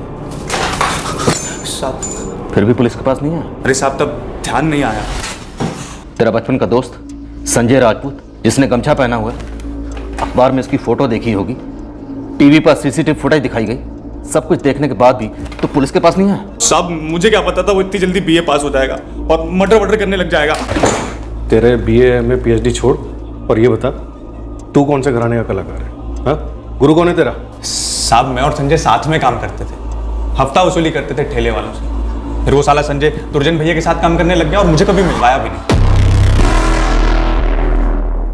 अब ये दुर्जन भैया कौन है? दुर्जन भैया ना भाई लोगों के भी भाई हैं, बॉस हैं वो। तेरे इस गुरु का गुरुकुल का है? साहब, फिलहाल तो आप लोगों के ही मेहमान है वो आज। सेंट्रल जेल से हुक्म चल रहा है, जब जब कोर्ट में पेशी होती है ना, संजय दौड़ा दौड़ा आता चरण स्पर्श करने उनके। तो सुपारी दुर्जन ने ली होगी और उसने आगे दी होगी संजय को। ये सब क्या हो रहा है मैडम? मेरा पीछा क्यों किया जा रहा है? ये क्या कह रहा है आपका खबरी? हर किसी से हथियार तान कर बात करते हो। पहले आप मुझे ये बताओ कि मुझ पे नजर रखने के लिए किसने सुपारी दी है आपको? पिद्दी सा हथियार क्या रख लिया जेब में? तमीज घर भूल आए हो। आप बैठिए चुपचाप। सर, ये दुर्जन सिंह काफी कुख्यात गैंगस्टर है। 3 स्टेट्स में गैंग फैली है इसकी। 10 साल से जुडिशियल कस्टडी में, अनगिनत केसेस ठुके हैं इस पर। प्रकाश सिंह ने हिमांशु तिवारी का काम इस दुर्जन सिंह से ही करवाया होगा। सर, प्रकाश सिंह बाहर ही बैठा है। क्या बात है सर? आजकल आप लोग किसी सुनसान जगह नहीं ले जाते, यहीं पे थाने में एनकाउंटर कर देते हैं। इस हथियार का लाइसेंस सरकार ने तुम्हें अपनी हिफाजत के लिए दिया, बदतमीजी ने। पहले आप मेरे सवाल का जवाब दीजिए कि मुझ पे नजर क्यों रखी जा रही है? क्योंकि तुम हिमांशु तिवारी मर्डर केस में सस्पेक्ट हो। उस दिन तुम हिमांशु के पड़ोस में इत्तेफाक से मौजूद नहीं थे। इस पूरे हत्याकांड के मास्टरमाइंड तुम हो प्रकाश। क्या? अब तो पक्का है सर, किसी ने खूब सारे मिठाई के डिब्बे भेजे हैं यहां पर, वो भी दिवाली से पहले। और आप लोगों से यह कहा है कि ये जो प्रकाश सिंह नाम का बंदा है ना, उसे बुरी तरह से फंसा दो। प्रकाश सिंह, तुम तक पहुंचने के लिए हमने बहुत पापड़ बेले, बहुत वक्त लगा हमें तुम तक पहुंचने में, पर देखो आखिरकार पहुंच गए ना। अब तुम्हारी पूरी हिस्ट्री हमारे सामने, और तुम्हारी हिस्ट्री के पन्नों पर बलराम चौहान का नाम भी शामिल है, वही काशी ठाकुर का गुंडा। काशी ठाकुर तो मारा गया 2009 के एनकाउंटर में, पर काशी ठाकुर के साथ तेरा बड़ा गहरा संबंध रहा है ना?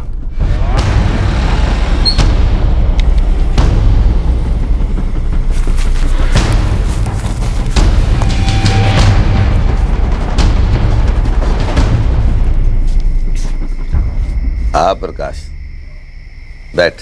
मैं ये गन जरूर रखता हूं अपने साथ, लेकिन गोली वोली नहीं चलाई लोगों पे। ये हथियार, ये लाइसेंस, ये सिर्फ अपनी सुरक्षा के लिए है। जावेद की कनपट्टी पे जो घोड़ा रखा था वो कौन सी सुरक्षा थी? कारण है साहब, और हम वो कारण जानना चाहते हैं। आपने 2011 में हुए शूटआउट के बारे में पता तो करवाया, जिसमें बलराम मारा गया था, लेकिन शायद आप लोग ये नहीं जानते हैं कि 2012 में भी एक शूटआउट हुआ था, वो भी ठीक मेरे घर के बाहर ही।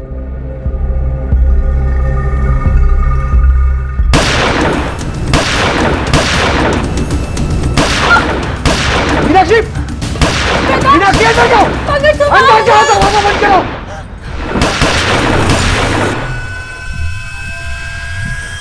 हाँ, तब मैंने 4 गोलियां चलाई थी जवाब में, सिर्फ अपने बचाव के लिए। तुम काशी ठाकुर के लिए क्या काम करते थे? कोई काम वाम नहीं करता था मैं काशी ठाकुर से सिक्योरिटी मांगने गया था। मेरी जान को खतरा था। अब खतरा छू भी नहीं सकता तुझे, और डरने की कोनो जरूरत भी ना है। हमारे आदमी सिक्योरिटी बन के खड़े रहेंगे तुम्हारे पास। 24 घंटे साथ होंगे। तेरी जो प्रॉपर्टी है वहां हमारा आदमी बलराम, ये बलराम अपना गोडाउन बनाएगा, हलचल रहेगी, लोगों का आना जाना रहेगा, उसमें तेरी सुरक्षा बनी रहेगी। अगर तुम्हारी जान को वाकई खतरा था और तुम्हें प्रोटेक्शन की जरूरत थी तो तुम्हें पुलिस के पास आना चाहिए था, लेकिन तुम गए एक गुंडे के पास। सर, अगर आपको इंफॉर्मेशन चाहिए थी हिमांशु तिवारी मर्डर केस में, तो आपने मुझे क्यों नहीं बुलाया? किसी खबरी को क्यों लगाया मेरे पीछे? ज्यादा स्मार्ट ना बना प्रकाश सिंह। हमारी क्या औकात है स्मार्ट वार्ड बनने की? स्मार्ट तो आप पुलिस वालों की ये वर्दी बना देती है लोगों को। जानते हैं, मुझ पर जब हमला हुआ था तो वो लोग भी वर्दी में थे। किसी के बाप को पता नहीं चला कि वो लोग पुलिस वाले नहीं, गैंगस्टर है। ये हमला हिमांशु ने करवाया था तुम पर? नहीं सर, देखिए, मैंने पहली बार हिमांशु तिवारी के बारे में 15 सितंबर को सुना, और देखा भी उसे पहली बार 15 सितंबर को ही, वो भी जब वो बेचारा मरा पड़ा था। मेरा हिमांशु तिवारी से दूर दूर तक कोई लेना देना नहीं था सर। तो फिर काशी ठाकुर से तुमने प्रोटेक्शन क्यों ली? और उसके एनकाउंटर के बाद दुर्जन सिंह से ली, और दुर्जन सिंह को सुपारी दी हिमांशु को मारने के लिए। क्या क्या क्या? मैंने दुर्जन सिंह को सुपारी दी हिमांशु को मरवाने की? मैडम, आप लोगों का बहुत बड़ा वाला क्रॉस कनेक्शन लगा है। क्या सर, आपने इतना कुछ पता करवाया मेरे बारे में, लेकिन यह पता नहीं कराया कि मुझ पर जो हमले हुए थे वो दुर्जन सिंह ने ही करवाए थे, मेरी उसी प्रॉपर्टी के लिए जिस पर अभी भी केस चल रहा है। और मैं काशी ठाकुर से मदद इसीलिए मांगने गया था क्योंकि दुर्जन सिंह और काशी ठाकुर जानी दुश्मन थे। दुर्जन सिंह मुझे बहुत परेशान कर रहा था, धमकी दे रहा था मेरी प्रॉपर्टी छोड़ने को।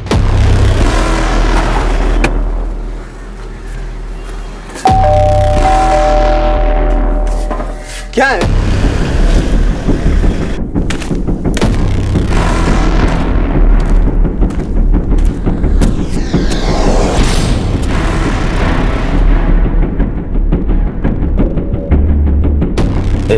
पैर छुबे सुना नहीं। सुना है वो ट्रस्ट वाली जमीन बहुत सरदर्द बनी हुई है तेरी। जी, तुझे कल ये गोली देगा सरदर्द की। इसका नाम संतराम शर्मा है। कल तू अपनी सारी जमीन इसके नाम कर दे, ये ट्रस्ट को खुद ही चुप करवा देगा। लेकिन मैं ये जमीन बेचना नहीं चाहता हूं। तो बेचने को कौन बोल रहा है? सिर्फ मेरा नाम ट्रांसफर करना है। कल का मुहूर्त अच्छा है, कल ही जमीन ट्रांसफर करवा लेते हैं। मेरी समझ में ये नहीं आ रहा है कि जब वो जमीन मेरी है तो मैं फ्री में आप लोगों को क्यों दे दूं? क्योंकि हम ऐसा कहते हैं और हमारा नाम दुर्जन सिंह है। मैं ये जमीन छोड़ना नहीं चाहता। जब जान ही नहीं रहेगी तो जमीन का क्या करेगा? इसी दुर्जन की धमकियों की वजह से मैं काशी ठाकुर से मदद मांगने गया था। मजबूरी थी वो मेरी सर, और कुछ नहीं। तब भी दुर्जन सिंह ने मुझ पर हमले करवाए। पहली बार मेरे बदले वो बलराम मारा गया, और दूसरी बार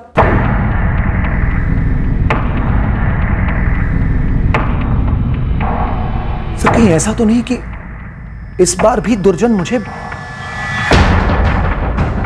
और मेरे बदले वो हिमांशु? प्रकाश ने जब हमें बताया कि वो 2 बार पहले भी दुर्जन सिंह के हमलों से बच गया था, तब हमें और प्रकाश को भी ये बात खनकी कि क्या तीसरी बार भी वो अपनी मौत को टाल पाया।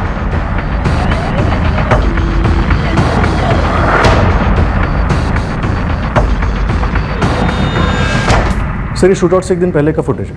ये फुटेज हमने पहले भी देखा, लेकिन तब हमारा फोकस प्रकाश पर नहीं था। ये प्रकाश रोज लगभग 2 बजे रीटा के घर जाता था और ठीक 4 बजे वहाँ से निकल जाता था, हिमांशु के निकलने से कुछ देर पहले।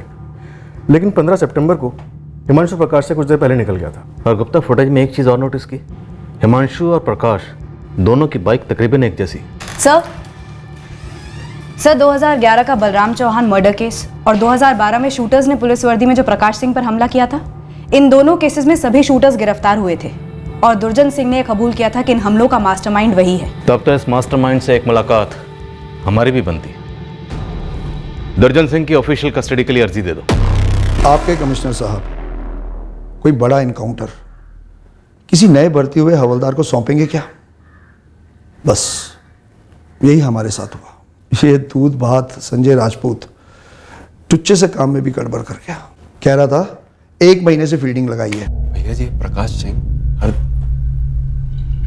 हर दिन दोपहर 2 बजे अरिहंत कॉलोनी जाता है अपने वकील रीता से मिलने। रोज 27 दिन से पीछा कर रहा हूँ।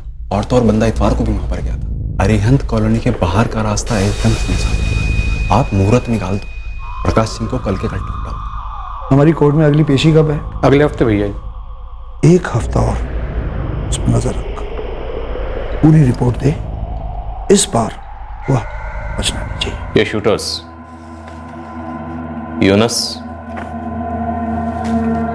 और हाफिज बावरीपुर के। किसी को भेजा था इनके पास? फोन किया था। कहां से फोन किया था? जहां हम रहते हैं साहब, यहीं जेल से। यहाँ जेल में फोन है तुम्हारे पास? कमाल करते हैं साहब, जैसे आप जानते नहीं। हम जैसे इज्जतदार लोगों के लिए इस जेल में सब कुछ है। आप बोलिए, आपको क्या चाहिए? अभी मंगवा देता हूं। यूनस शेख, हाफिज मलिक और संजय राजपूत। इन दोनों शूटर्स का तो पता नहीं है कहाँ है, लेकिन वो संजय राजपूत शानपुर में कहीं छुपा है। उठवा लो उसे। सोचा था कोई हुनर होगा उसमें, एक चांस देकर देखते हैं। हक दिया साला।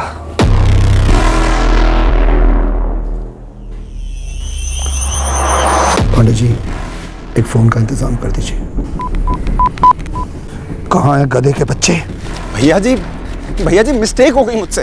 अबे अंधे, तुझे उस आदमी और प्रकाश में कोई फर्क ही नहीं दिखा? मालिक, वो आदमी उसी वक्त निकला गेट से। दूर था, मुझे लगा प्रकाश सिंह है। कपड़े भी सेम पहने हुए थे, मैंने कर दिया इशारा।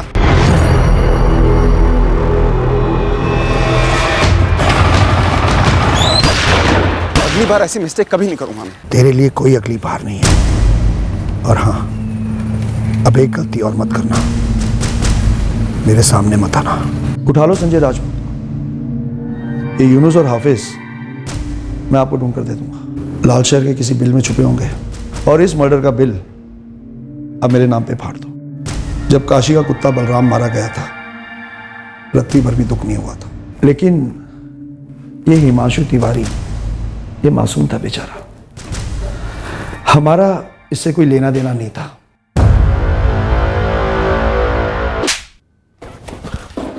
तुम्हारे जैसे लोग इस समाज के लिए दीमक है, कैंसर। एक ही इलाज है तुम लोगों का, एनकाउंटर। पर नसीब अच्छे हैं तुम्हारे कि हमारे हाथ कानून से बंधे। गलती मतलब? वो किसी और को मारने आए थे, लेकिन जिसने शूटर्स को इशारा करना था उसने पहचानने में गलती कर दी। उसने गलती से हिमांशु को अपना निशाना समझ लिया। पर किसे मारना चाहते थे वो लोग तो अपने टारगेट प्रकाश सिंह की दिनचर्या पर नजर रखे हुए थे। हिमांशु को तो वो जानते तक नहीं थे। काश उस दिन हिमांशु ने चाय खत्म की होती। थोड़ी देर के बाद घर से निकलते तो शायद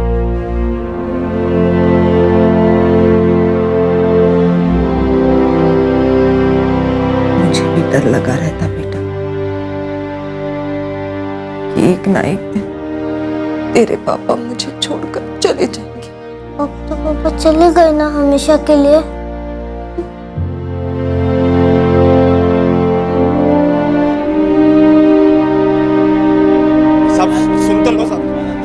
संजय राज, जिसने दुर्जन सिंह के कहने पर प्रकाश सिंह को मारने का पूरा प्लान बनाया था, वो हमें शानपुर से मिला। और हाफिज मलिक, 2 शूटर्स में से एक हमें लाल शहर से मिला और दूसरा शूटर यूनस शेख भी बहुत जल्द हमारी गिरफ्त में आ गया।